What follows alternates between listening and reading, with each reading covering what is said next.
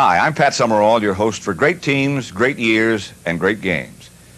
In 1967, the NFL championship game had many elements of interesting character. First, there was the element of hoped-for cowboy revenge because they had lost to the Packers in the title game of 1966.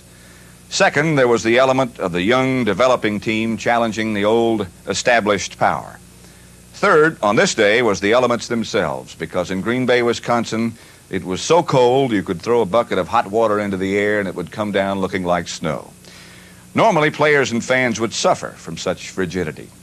But this game was so fiercely contested that even the numbing cold was somewhat alleviated by the heat of the battle. On the day of the NFL championship, it was an incredible 15 degrees below zero in Green Bay, Wisconsin. It was a day that might well be remembered as much for the numbing cold as the football.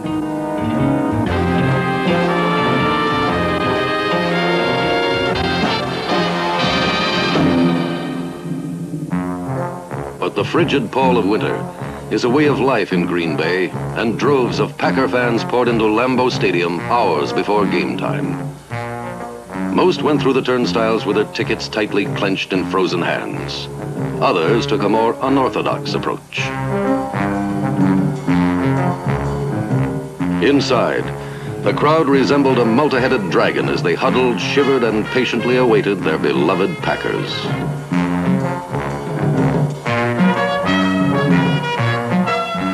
Dressed in the bright costumes of winter, Packer loyalists came well prepared to face the elements, as did the players, whose eerie appearance matched that of the fans. By game time, the temperature had warmed up to 13 below, and the players had to combat both the piercing chill and ice-glazed turf of Lambeau Stadium.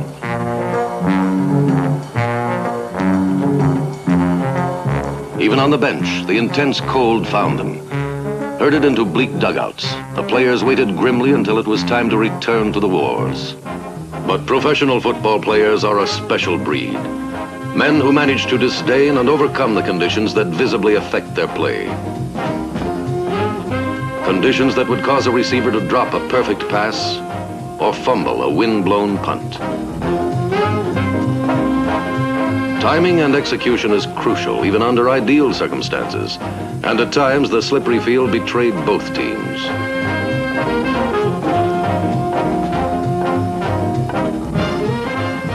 On defense, maneuvering was hazardous, and late in the game, defenders would gladly have traded in their cleats for ice skates. The receivers also found the footing treacherous. Changing direction was difficult, and coming back for a badly directed pass, impossible.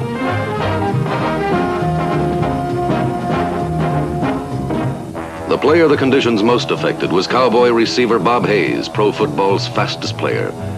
Buffeted by both a tough Packer defense and the weather, Hayes turned into the world's coldest human.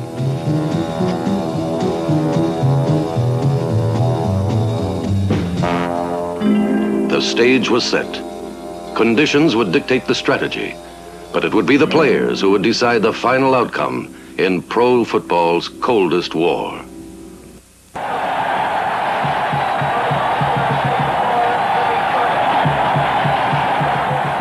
Last year in Dallas, Green Bay had defeated these same Cowboys 34-27. Today, the Packers would attempt to claim their third straight NFL title. It would be a stern task even for a team built on pride and nourished by the impossible. The Cowboys witnessed an impressive Packers start that saw them score the first time they had possession of the ball. Donnie Anderson started the Packer march as quarterback Bart Starr quickly established his running game. The Dallas pass rush consumed Starr early as George Andre dropped him for a 9-yard loss and an omen of things to come. But an interference penalty canceled the loss. And when Starr isolated halfback Donnie Anderson on a linebacker, the Packers had moved to midfield. Then the Packers began to rip apart the Cowboys through the air. 2 receptions by split end Carroll Dale, number 84, netted a pair of first downs and placed the ball on the Dallas 9-yard line.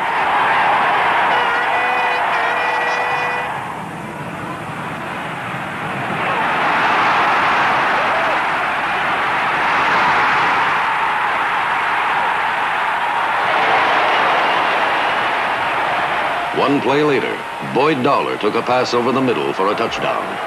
To Packer backers, the quick score looked almost too simple. Bart Starr had decimated one of football's best defenses by, in effect, exploiting just one man's inexperience.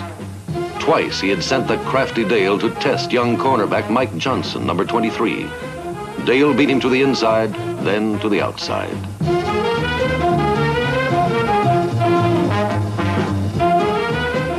Starr moved flanker Boyd Dowler to Johnson's side. Dowler probed once to the outside, then inevitably strode past him for a touchdown. Trailing 7-0 at the end of the first quarter, the Cowboys appeared listless. The offense seemed to operate in a dream world that revealed none of its well-documented explosiveness.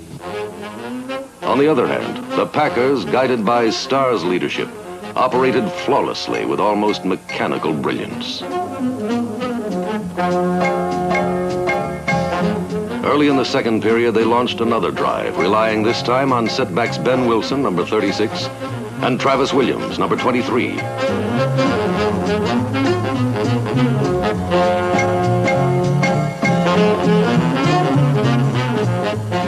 Green Bay found the right side of the Cowboy line vulnerable, and on 2 slants by Williams, they had hammered into Cowboy territory.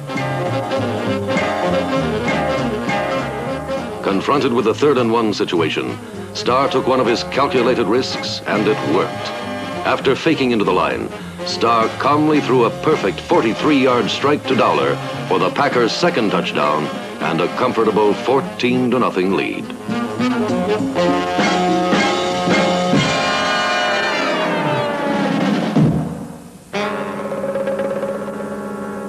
It was a dismal, discouraging day for Tom Landry until late in the second quarter. His offense still remained impotent and lackluster, but the slumbering Cowboy defense became aroused and began to seek out Starr and destroy him.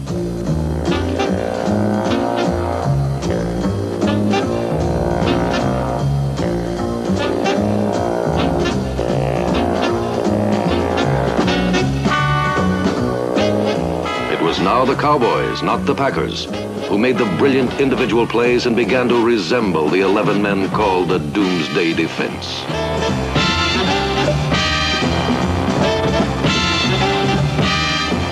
Suddenly, the polished Packer offensive machine ground to a halt.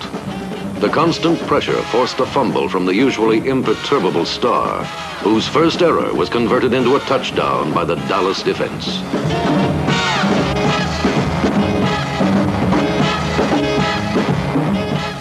After nearly 25 minutes of play, there was finally something to cheer about for Dallas. Just before halftime, the Cowboys received their second break. Safety Willie Wood misplayed a punt, and Dallas recovered. Fumbles by Starr and Wood, 2 of the most poised and reliable Packers, had ironically altered the course of the game. Danny Villanueva's 21-yard field goal cut the Packer lead to just 4 points at halftime. Instead of a possible rout, the Packers were on the precipice of defeat. The only thing Packer fans could do was pray for a return to form of their Packers. But the Packer offense proved to be just as cold as the weather. The Doomsday Defense continued its devastating rush on Bart Starr. 8 times Starr was thrown for a loss attempting to pass, the most times ever for the Green Bay quarterback. In this third quarter, Green Bay gained a grand total of 10 yards.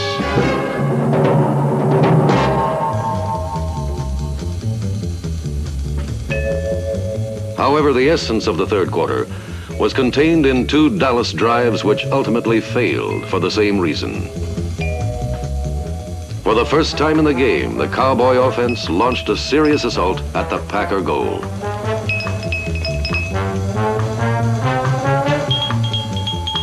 Directed by quarterback Don Meredith, the Cowboys began to attack the Packer flanks.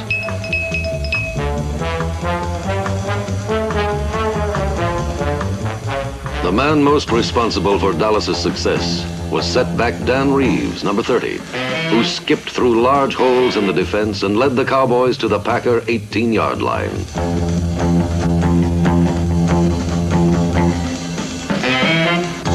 Then the Packer defense, which tantalizes opponents by giving them a taste of progress, allowing them so close yet so far, stiffened.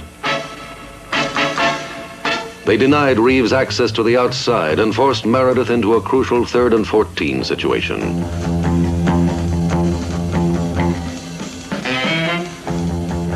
Finding his receivers covered, Meredith gambled and lost. Hit by linebacker Leroy Caffey, Meredith fumbled, and the Packers recovered. Thus, the first drive ended in failure. 2 minutes later, the Green Bay defense would prove impregnable again.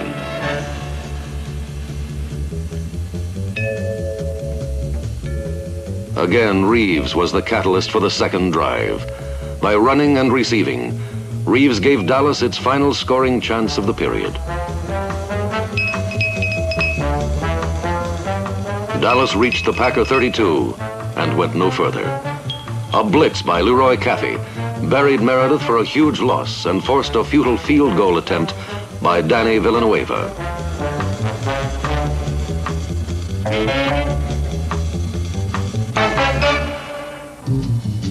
As the fourth quarter began, all seemed hopeless for Dallas, but they had persevered.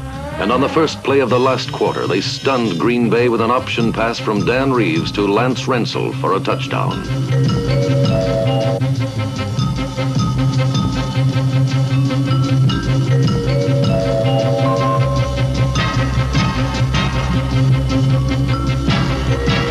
For the first time in the game, Dallas led 17-14. Versatile Dan Reeves, who had brought the Cowboys so close in the third quarter, finally took them closer to their first NFL championship. Reeves had run through the Packers, had sneaked around them, and finally had thrown over them for the go-ahead score.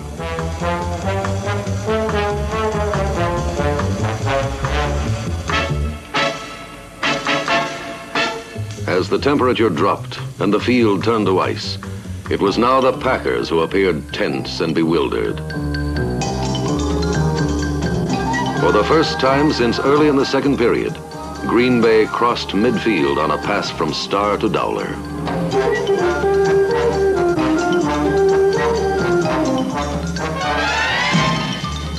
Primed for an upset, the Cowboy defense frustrated Starr's every effort and held the Packers for 3 straight downs.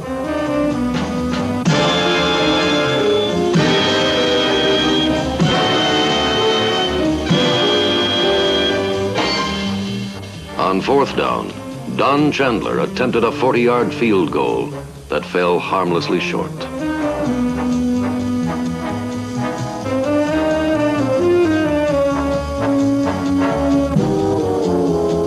Nine minutes remained.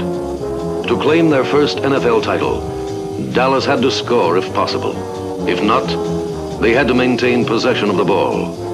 With the footing uncertain, Meredith stuck to the ground, using fullback Don Perkins, number 43, and Dan Reeves to run the Packers out of time.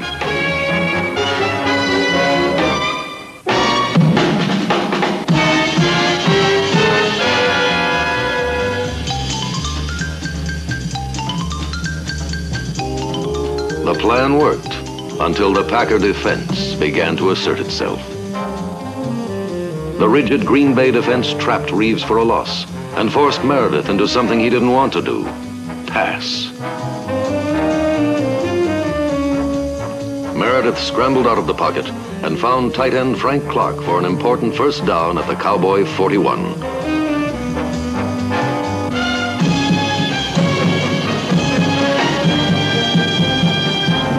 From the 41, attempted passes on 2nd and 3rd down failed, and the Cowboys were forced to relinquish the ball to Green Bay.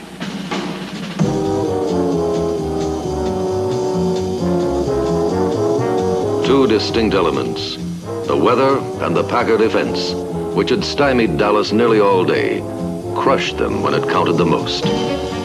On 3 key plays, the icy turf betrayed them, and Green Bay had reaped the rewards.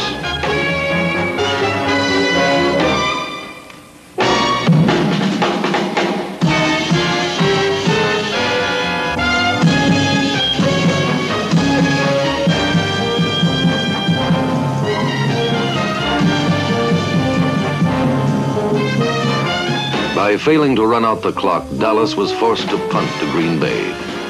They would allow the Packers 5 minutes to reclaim their destiny, an eternity in professional football.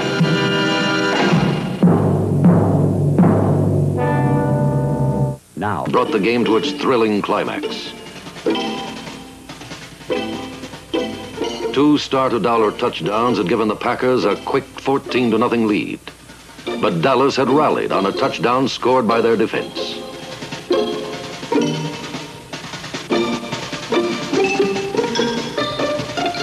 Then a second quarter field goal and a surprise pass in the last period had given them a 17-14 advantage. So with 5 minutes left, the Packers had the ball and were 68 long yards from the championship. On Green Bay's first play, Starr selected Donnie Anderson on a swing pass that gained 6 yards. Chuck Mercine, Green Bay's third-string fullback, picked up the first down at the Packer 45. On a slant-in, Starr found Boyd Dowler for another first down as the relentless Packers crossed midfield. However, the pass to Dowler proved costly. Trying to strain for additional yards, Dowler was clubbed down by number 52, Dave Edwards, and stunned senseless by the frigid turf.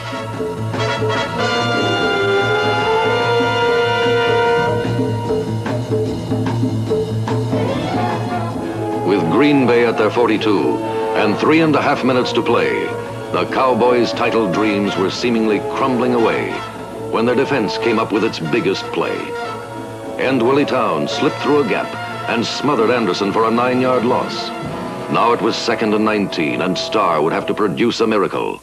In fact, he would produce 2 of them. Now favoring his setbacks as receivers because of the slippery field, Starr threw to Donnie Anderson. On that last play, Anderson had concealed himself in the blocking shield, then sneaked out to the unprotected flat to gather in Starr's pass. The 13-yard gain made it 3rd and 7 at the Dallas 39. Only 2 minutes remained. For the 3rd time in the series, Starr connected with Anderson, who maneuvered 9 yards for the all-important first down and the second miracle. It was now a desperate race against time, and the clock mirrored the Cowboys' fate. With it 1st and 10 on the 30, Starr lofted a swing pass to Mercine, who fought his way 19 yards to the 11. More importantly, Mercine stepped out of bounds to stop the clock with 1:11 seconds to play. Mercine, who only 5 weeks ago was playing for a New York Giants farm team, crashed 8 yards closer to victory and NFL history. Donnie Anderson kept his footing and made it 1st and goal on the 1. On 1st and 2nd down, the slick field caused Anderson to slip, and Green Bay did not gain an inch.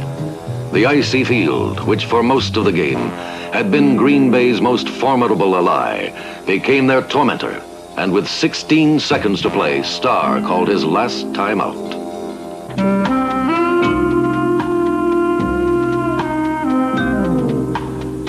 For Tom Landry, it was a garish nightmare. 16 seconds stood between him and an 8-year-old dream. Bart Starr, on a quarterback sneak, scored, and Tom Landry's dream lay crumpled on the icy ground of Lambeau Stadium. The jubilant Packers and their iron-willed coach had become the first team to win 3 successive championships in the modern history of the National Football League. The game had come down to one last play, one last second, and one man's block. Packer guard Jerry Kramer, number 64, had blasted a path for Starr over Cowboy tackle Jethro Pugh. Taking advantage of Pugh's 6'6" height, Kramer had uprooted him, and Starr tumbled happily into a championship. It was the climactic ending to the most dramatic championship since the sudden death playoff in 1958. In only 16 seconds, the Cowboys had lost a trip to Miami in the Super Bowl, and gained a sad one home to Dallas. In reality, the Packers were crowned world champions not in sunny Florida, but in the gelid confines of their own arena.